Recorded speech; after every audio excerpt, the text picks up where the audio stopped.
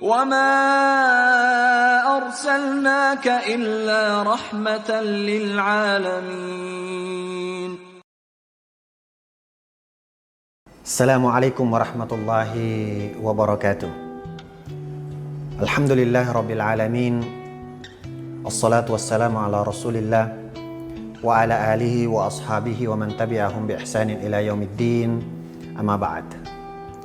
Sahabat-sahabat sekalian, suatu hari Umar bin Khattab radhiyallahu anhu bersama Ali bin Abi Thalib menunggu di gerbang Makkah. Dia menunggu kedatangan seseorang yang dipesankan oleh Rasulullah sallallahu alaihi wasallam bahwa seorang ini sangat istimewa, sangat luar biasa, maka kamu harus meminta doa kepadanya agar Allah Subhanahu wa taala mengampuni dosa-dosamu. Pada tahun itu, Baginda Umar bin Khattab bersama Ali bin Abi Thalib menunggu. Setiap orang yang datang dari arah Yaman, dia tanya tentang pemuda itu. Akan tetapi ternyata pada tahun itu tidak ada orang yang dicari, tidak ada nama yang dicari yang datang dari Yaman. Lalu kemudian pada tahun berikutnya Umar kembali melakukan hal yang sama. Bahkan dia lebih serius dalam hal mencari pada tahun itu. Dia bahkan datang ke tenda-tenda para jamaah haji, terutama yang datang dari Yaman, dan menanyakan mana seorang pemuda yang bernama Uwais. Dia mencari seorang pemuda yang bernama Uwais. Kenapa? Karena seorang pemuda ini, dia tidak pernah bertemu dengan Rasulullah. Pemuda ini tidak pernah bertemu dengan Rasulullah. Pemuda ini tidak pernah bertemu dengan Umar bin Khattab. Bahkan sahabat-sahabat besar yang lain, dia tidak pernah bertemu dengannya. Tetapi melalui lisan Rasulullah sallallahu alaihi wasallam yang langsung mendapatkan petunjuk dari langit, Rasulullah sallallahu alaihi wasallam mengatakan bahwa Uwais ini adalah seorang artis langit, seorang selebriti yang terkenal di langit karena amalan-amalannya. Maka pada tahun kedua Umar bin Khattab sampai kepada kemah yang paling pinggir, yang paling kumal, yang dipenuhi oleh rombongan-rombongan dari Yaman. Umar bin Khattab mengatakan, yang mana Uwais? Teman-teman Uwais kebingungan. Kenapa ada seorang sahabat sebesar Umar bin Khattab radhiyallahu anhu datang mencari seorang pemuda, bahkan tidak banyak yang mengenalnya, ya, sesama rombongan tidak banyak yang mengenalnya. Dia bahkan menjadi seorang pemuda yang tertutup, menjadi seorang pemuda yang pemalu. Melihat itu, ya, temannya ini kemudian mengatakan bahwa kalau yang khalifah maksud adalah Uwais Al-Qarni, maka itu dia orangnya yang sedang tertidur di bawah tenda yang kusut. Lalu kemudian setelah itu Umar bin Khattab menunggunya terbangun. Lalu kemudian setelah bangun, Umar bin Khattab menanyakan, apakah kamu yang bernama Uwais bin Amir Al-Qarni? Uwais mengatakan iya.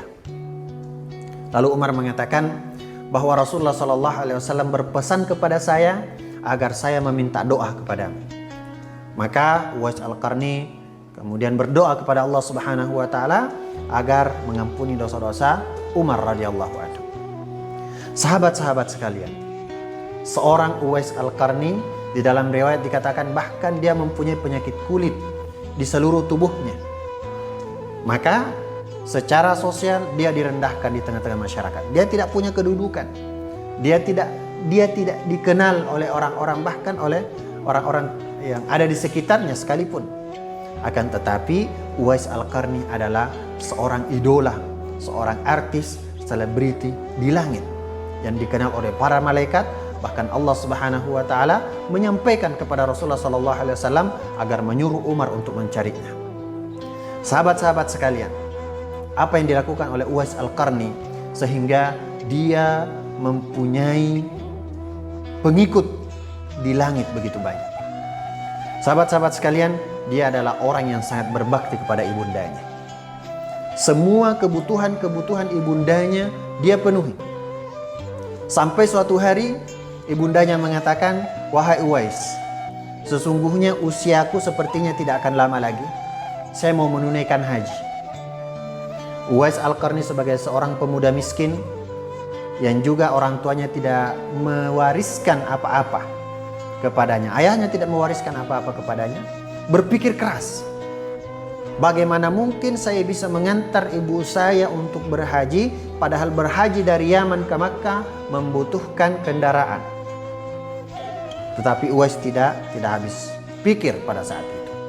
Dia kemudian pergi membeli seekor anak sapi, anak lembu yang masih kecil, yang berusia sekitar 2 bulan, yang masih bisa diangkat dengan baik. Lalu dari rumahnya dia membangun kandang di atas gunung, di atas bukit. Tujuannya untuk apa? Tujuannya agar dia bisa mengangkat lembu ini setiap hari. Akhirnya setiap hari apa yang dia lakukan? Dia mengangkat lembu itu ke atas bukit untuk dikandangkan. Di pagi harinya diangkat turun kembali untuk diberi makan. Begitu terus setiap hari sampai-sampai tetangganya mengatakan bahwa Uwais ini sudah gila.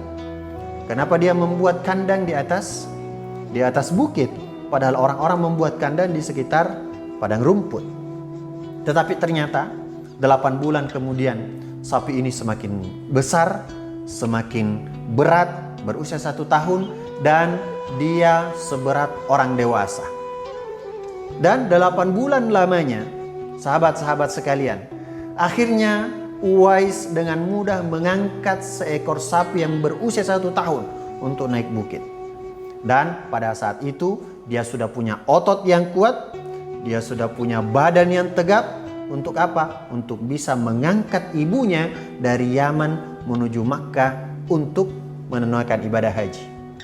Sahabat-sahabat sekalian, yang dilakukan oleh Uwais, akhirnya dia gendong ibunya dari Yaman menuju ke Makkah, lalu kemudian beliau menemani sampai selesai menunaikan ibadah haji semua dengan di atas gendongan Uwais Al-Qarni.